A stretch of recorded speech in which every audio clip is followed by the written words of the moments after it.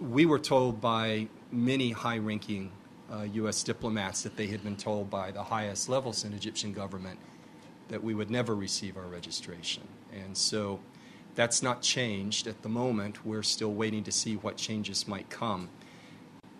It's similar to what's affected Egyptian political parties to date. You know, the moderate Islamic party, Al-Wasat, had been in the registration process for 15 years. And they only recently received their registration as a political party due to a court decision. So we'll see if the new party law changes things. We'll see if there's a new registration law. One thing I can say is that a lot of the officials in Egypt have not changed. They're the same people that have always been there. And so that mindset is definitely still present. On the idea of economic development, I would just say, that's not our specialty, that's not our field. But I would just recommend that it be something that does try to incorporate the country as a whole and not just pockets of the country.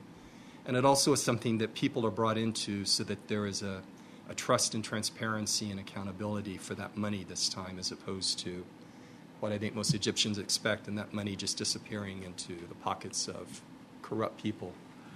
A little bit on our economic program, which I didn't talk about in my opening remarks. I could have, but I just wanted to focus on the democracy stuff. The $100 million that we have dedicated for economic growth, again, it's in that same sort of town hall, that same APS open solicitation process. The grant sizes range from $50,000 to $4 million that people can apply for. We've set out 5 categories for those grants, which include poverty alleviation. I'm going to read from my notes to get it right. Poverty alleviation, private sector partnerships, local and community development, youth employment and capacity building, and small and micro enterprise development. So that is already a new direction for U.S. government partnership in Egypt. Okay, we've got a question from Bloomberg News for Hady. Uh-oh. Oh, watch out. The U.S. has been criticized for scaling back democracy assistance to Egypt compared to economic aid since 2009 and being unprepared for the political uprising. What are USAID and State Department doing to play catch-up or revise democracy assistance across the Arab world and North Africa to promote political reform, especially in semi-authoritarian governments that are key U.S. allies? Do you want to read it? It's a long one. So thank you. Look, I think, again, and as somebody like myself who's spent a significant portion of my life living in the Arab world, I think we were all inspired by the changes in Egypt and Tunisia and the Arab world. I mean, I was born in 1967, and if you look at the leaders in the Arab world, they've all been there since I sort of, at least since I graduated. So many of them have been there since I graduated from high school. So I think, yes, I mean, like the rest of the world, we were inspired by the changes that took place. And we've already, I mean, what I've laid out in terms of democracy assistance earlier in our annual program statement and sort of the solicitation, the open door policy is a new disposition that we have. And in terms of across the Arab world, USAID works currently we have a presence in 7 countries in the Arab world as USAID, which are going from west to east: Morocco, Egypt, Jordan, Lebanon, the West Bank and Gaza, Yemen, and Iraq. So those are the countries that we work in. And in all of those countries, yes, we are reflecting on how we can adjust our programming to engage with the new reality. It's something that not only that we've asked our staff in each of these countries to do, but it's something that we're doing here in Washington. We're reflecting on a new disposition, and we have the benefit of having a increasingly flexible and nimble and talented program and staff and way of doing business at USAID that will enable us to adjust in these different directions. Lady in the back.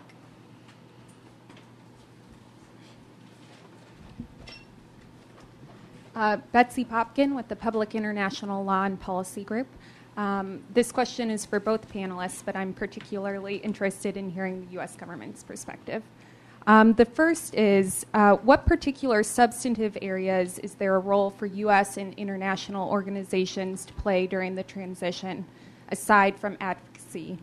And the other is, are there concerns on the part of the U.S. of supporting local institutions or organizations that do not have a long track record because they are newly formed?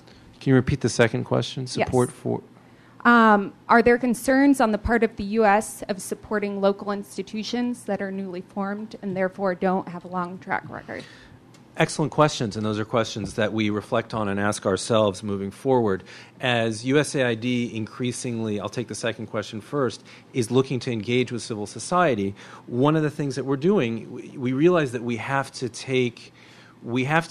expand our tolerance for risk. That doesn't mean doing things in a dangerous way. What it means is that we're willing to be open to new applicants, that will investigate their accounting practices, that will investigate the way they do business, and in certain cases we will be willing to engage with new institutions. It's a paradox, right? If you can't have it both ways. You either sort of go with the same old players over and over again, year after year after year, or you reach out to new ones. And part of the way that we're doing this is not just with the standard program that I've discussed. We also have something in a different part of USAID than the one I work in, called the Development Grants Program, which has sort of special hand-holding and sort of tutoring ways for new grantees that want to apply for funding. And those programs some of those programs are active in the Middle East, in Morocco, in Jordan, and in Yemen. So it's a paradox. You can't have it all. You can't work with new people and not take at least some measure of thoughtful risk. And so that's what we are doing. On the first question, how can and should we partner with to sort of expand these opportunities? Look, I think everyone in the United States government that was looking carefully at what happened in the Middle East realized that youth were at the center of the process.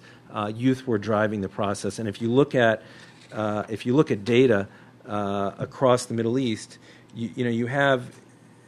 I mean, I'm looking down at some data that I keep with me at all times. In just about every country in the Middle East, between 50 and 60% of the population is under the age of 30.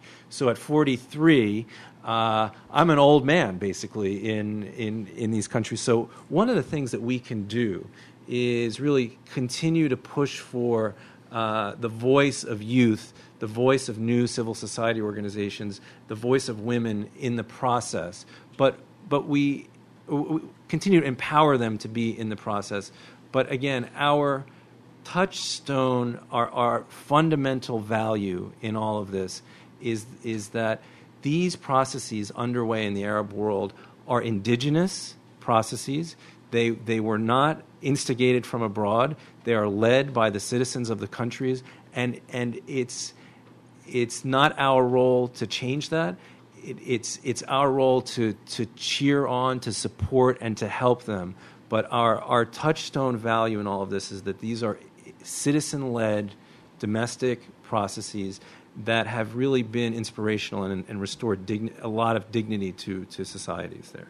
I hope that was helpful. Do you want to comment on any of the new players? I mean, you're training some new parties that we're not familiar with. Part of that offshore training that we've done since 2007, most of it was political organization focused, but we did do a sizable amount of training NGOs and capacity building, Egyptian civil society groups, because they do need these types of rules. One of our websites at the moment has in Arabic grants writing and grants reporting processes for them to use. So it's something that you develop with these partners as you're working with them, sort of on the job training sometimes. And then we are working definitely with new groups. We're waiting to see how they're all going to be defined within Egypt. Everyone wants to start a political party. And if you look at democratic elections in transitioning countries, it's never a great idea that there are, as in the former Soviet Union in the 1990s, 200 parties. But I feel like in Egypt, in this case, it almost has to be that way.